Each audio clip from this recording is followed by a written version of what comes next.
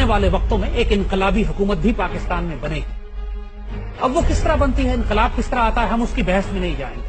حالات خراب ہوتے ہیں، ایک سول ڈسوبیڈینس موومنٹ ہوتی ہے، دشمن حملہ کرتا ہے، پاک فوج ضرورت سمجھتی ہے، سپریم کورٹ حکم دیتی ہے، یہ اسمبلیاں تحلیل ہوتی ہیں، کوئی اور حکومت بنائی جاتی ہے۔ اکثر لوگ سوال کرتے ہیں کہ اگر کوئی انقلابی حکومت بنتی ہے تو پاکستان کے اتنے گمبھیر مسائل ہیں، پاکستان کو ٹھیک کیا بھی جا سکتا ہے نہیں، اور کیا جائے گا تو کیسے؟ اس کا جواب آج ہم دیں گے۔ ہم نے پچھلے پروگراموں میں آپ کو دکھایا تھا کہ ایک بابا مقصود الہی نقشبندی صاحب جنہوں نے ذکر بھی کیا تھا، انہوں نے کہا کہ ایک اللہ کے بندہ اٹھے گا کہ جو پاکستان اور اللہ اس کے رسول کے دشمنوں کو زمین میں گھسیڑ دے گا۔ بہت سارے بزرگوں نے نوائے وقت میں آرٹیکل چھپے ہیں، بہت سارے بزرگوں نے اور باتیں بھی کہی ہیں۔ ایک ٹرم استعمال کی جاتی ہے ڈنڈے والی سرکار کی، ایک استعمال کی جا رہی ہے کہ ایک ایسی حکومت آئے گی جو اتنی شدید ہوگی جو پاکستان سے کرپشن، دہشت گردی، مس مینجمنٹ، بیڈ گورننس، خیانت، غداریاں، ان کا خاتمہ کر دے گی۔ ہم سوچتے ہیں، ایزیوم کرتے ہیں کہ پاکستان میں انقلابی حکومت آ گئی ہے، رات کو میرے عزیز ہم کا اعلان ہو جاتا ہے، قوم کو مخاطب کر کے بتا دیا جاتا ہے کہ اب ایک نئی انقلابی حکومت ہے اور پاکستان کی صفائی کا وقت آ پہنچا ہے۔ اسی طرح کا انقلاب آئے گا انشاءاللہ ایسے ہی ہوگا۔ اور اب اس کے بعد کیا ہونے والا ہے؟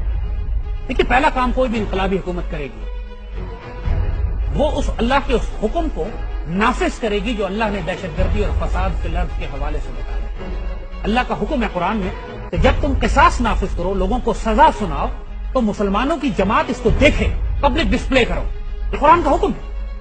پاکستان میں کوئی بھی حکومت آئے گی، پہلے دن، پہلی رات اس کو یہ کام کرنا ہوگا کہ جی ٹی روڈ کے اوپر پشاور سے کراچی تک جتنے کھمبے ہیں، ہر کھمبے پہ ایک دہشت گرد کو لٹکا ہے۔ یہ کرنا پڑے گا۔ ڈنڈے والی سرکار ایسے ہی کام کرے گی۔ بزرگوں نے جو اس کی ڈیفینیشن بتائی ہے وہ یہ بتائی ہے کہ وہ گولی پہلے مارے گی، بات بعد میں کرے گی۔ اور جتنے بھی انقلاب دنیا میں آئے ہیں، جو ایک ریڈیکل چینج لینے کے آتے ہیں، جب اتنا کینسر پھیل جاتا ہے معاشرے میں، پھر بڑی خونی سرجری کرنی پڑتی ہے۔ یہ صاحب کا سوال ہے، انقلاب خونی ہوگا۔ یہ پہلا انقلاب پاکستان کی تاریخ میں ہوگا جو خونی ہوگا۔ اس سے پہلے جتنے مارشل لاء تھے ان میں ایک آدمی کو گولی نہیں ماری گئی۔ ہم بات کر رہے ہیں جو آئے گا وہ کیا کرے گا، اس کو اچھی طرح سمجھ لیجیے۔ جو پہلی رات کا سٹیپ ہوگا کہ 2-2.5 ہزار آدمی پاکستان میں ٹانگ دیے جائیں گے۔ جب ٹانگ دیں گے آپ اس وقت ایک ڈیٹرنس کریٹ کریں گے، پوری دنیا میں پاکستان میں دہشت گردوں کو ایک میسج چلا جائے گا کہ دس گورنمنٹ مینز بزنس۔ ساتھ آپ نے دوسرا کام کیا کرنا ہے، پاکستان کے سارے ایئرپورٹ سیل ہو جائیں گے، پاکستان سے کوئی فلائٹ باہر نہیں جائے گی، نہ کوئی فلائٹ آئے گی۔ 15 دن کے لیے پاکستان دنیا سے کٹے گا۔ یس، پاکستان دنیا سے کٹے گا 15 دن کے لیے۔ آپ تمام mobile phone network down کر دیں گے، there will be no communication. Pakistan میں تمام private television channel shut down کر دیے جائیں گے، صرف ٹی وی آن رہے گا۔ لیکن پاکستان 15 دن کے لیے غار کے دور میں چلا جائے گا۔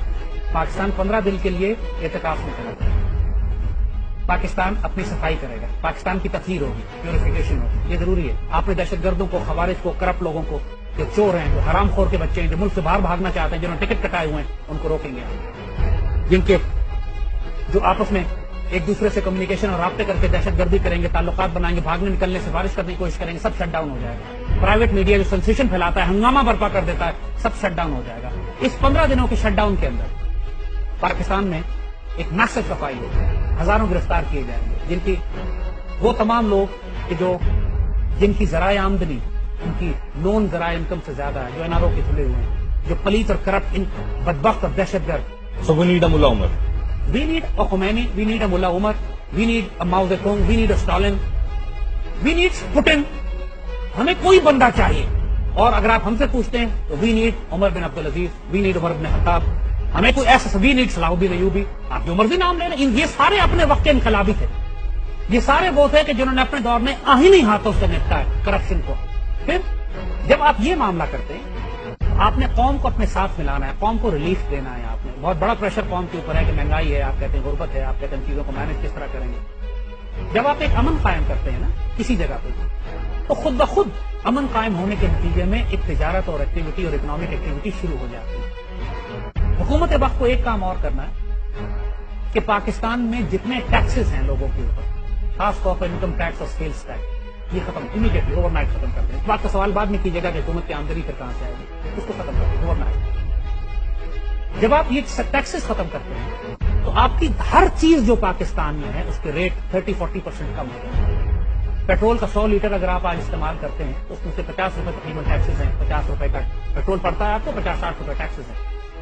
اور جو پیٹرول آپ گاڑیوں میں استعمال کرتے ہیں، جتنا فیول آپ امپورٹ کرتے ہیں نا، اس کا 80% آپ استعمال کرتے ہیں، 90% استعمال کرتے ہیں آپ انڈسٹری میں بجلی بنانے کے لیے، آرم فورس استعمال کرتی ہیں، پی آئی اے استعمال کرتی ہے. جو کاروں موٹر سائیکلوں پہ پیٹرول استعمال ہوتا ہے نا، وہ 5% بھی نہیں ہے. اور اس 5% پیٹرول کے اوپر تو ایکچولی آپ ٹیکس معاف کر سکتے ہیں، ختم کر سکتے ہیں. اور موٹر سائیکل والے کو، غریب اخبار بیچنے والے کو، رکشہ چلانے والے کو اگر 50 روپے پیٹرول ملنا شروع ہو جائے تو سوچیے اس کی آمدنی کتنا بڑھ جائے گی. اور کوئی حکومت جو یہ کام کرے گی، مجھے بتائیں قوم اس کے ساتھ کھڑی ہوگی یا اس کے خلاف نکل کے سڑکوں پہ آئے گی؟ آپ نے دہشت گردی کا خاتمہ کیا، آپ نے جتنے ڈاکو ڈکیت چور تھے ان کے بھاگنے کے راستے بند کیے اور ان سب کو گرفتار کر کے کہا کہ اکاؤنٹیبلٹی، تم سارے ایم این ایز اور ایم پی ایس یہ تو پھنسیں گے سارے، ان کو سامنے لے کر آؤ. آپ نے قوم کو سب سے پہلے ریلیف دیا. جس لمحے آپ پیٹرول کا اور ٹیکس کا ریلیف دیں گے، آپ حساب لگا لیں کہ کتنے آپ کا ریونیو کم ہوگا. 200 ارب 300 ارب 400 ارب روپے حکومت کے کم ہو جائیں گے. انکم ٹیکس سے کتنے پیسے آتے ہیں؟ پیٹرول کے ریلیف، پیٹرول کے ٹیکس سے کتنے پیسے کماتے ہیں؟ 400-500 ارب روپے آپ کو کم ہو جائے گا. What is $5-4 billion? اتنا تو پیسے زرداری کی آپ الگ کو دوست سے دبائیں وہ نکال دے گا. اتنا تو نواز شریف کو آپ دو سرے پہلے سے آگے پیچھے اس کے بیٹے وہ نکال کے دے دے گا. $4-5 بلین کیا چیز رکھتے ہیں؟ انقلابی حکومت کو جو کرنا ہے، آپ آئی ایم ایف سے رینیگوشیٹ کریں. ہر کانٹریکٹ جو آئی ایم ایف سے کیا گیا ہے نا، اس میں ٹرم ہوتی ہے کہ صاحب کانٹریکٹ ری نیگوشیٹ کیا جا سکتا ہے کہ ہم